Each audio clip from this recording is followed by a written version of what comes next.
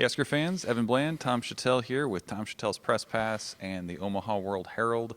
It is the Monday after the 45-7 loss against Michigan, and I felt like, Tom, and I'd love to hear your thoughts too, Matt Rhule was as fired up as we have seen him at any point in this season. And he often uses these press conferences to send a message to players. He knows that they watch them.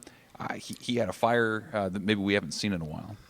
Yeah, I liked it a lot. I thought the tone of the whole thing was, sometimes when they lose a big game, when they lose a game like that, it's a bigger game, and they get demolished or dominated, and it's a big score. The press conference has turned into this. What are you going to do now? What are you going to? Are you going to get rid of the players? Are you going to fire a coordinator? Or are you going to get fired? Or, of course, the story for that for him. But I enjoyed the fact that the tone of the questions was not. There's no panic. It was like, and not that the media is accepting losing. Maybe we did that a long time ago. I don't know. But, no, I feel like it's okay. We all understand where this thing is, and that they were going to be outmanned, and they're going to have to play their best game just to be in it.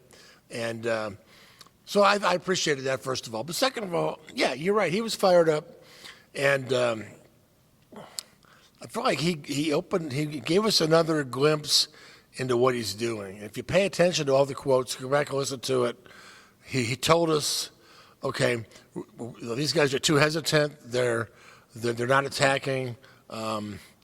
And he basically said, look, we need our best players to play great, and they didn't do that.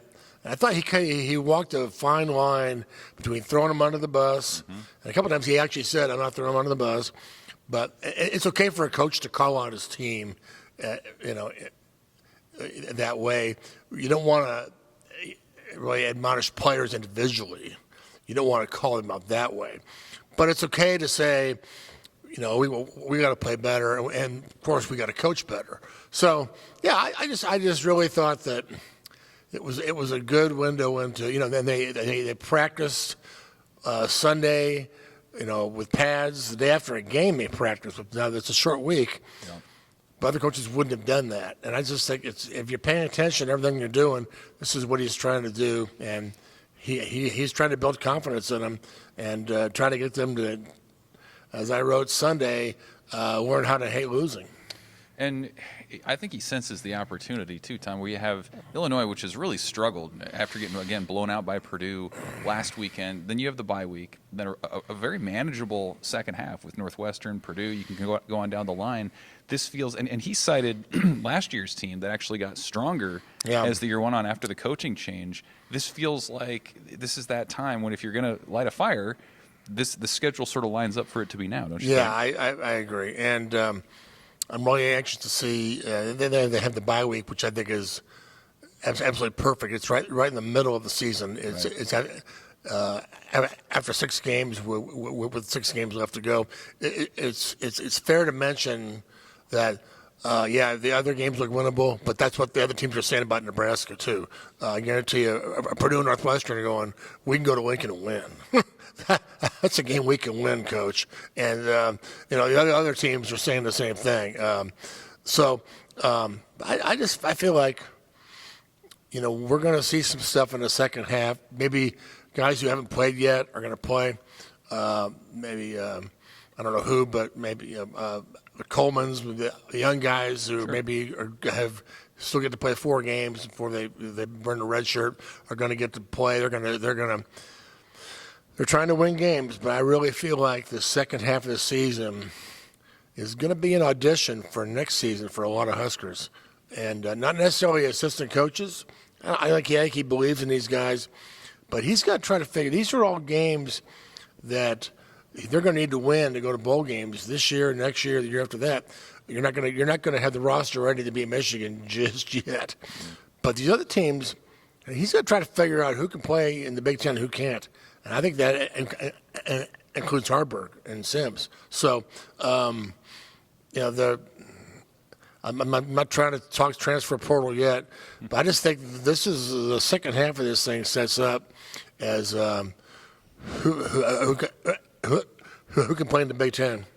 You talked about walking the line, too. It feels like Matt Rhule in Nebraska is doing that a little bit. We talked about building for the future while winning for now. They're still building. Obviously, the talent's not quite where they want it. They're trying to learn how to win, as Matt Rhule says. Where do you feel like they are on that spectrum of looking long-term versus putting a lot of stock into what they're doing right now? I thought the best comment he made was about the first game, the Minnesota game. He goes, "That's how it's supposed to look. We didn't finish it, but basically, he was telling his team, we don't have to do any more than that. If we do that and finish, we're going to win some games." And he's right. Minnesota's probably a typical Big Ten team right now. Now they lost to Northwestern. But that's kind of who Nebraska has to play the rest of the way. Now, Maryland's probably a notch up. Iowa always beats Minnesota. But what I'm saying is Minnesota, I think he's saying if they play that way, that they'll have a chance in every game. So I think he was sending that message today. Well, it's going to start Friday Night Lights, Nebraska at Illinois, then a week off, take a breath, second half of the season. We'll be here for it. We'll see if Nebraska's up for that challenge as well. For Tom, I'm Evan, Omaha World-Herald, Tom Shatel's Press Pass. Thanks for watching, Husker fans.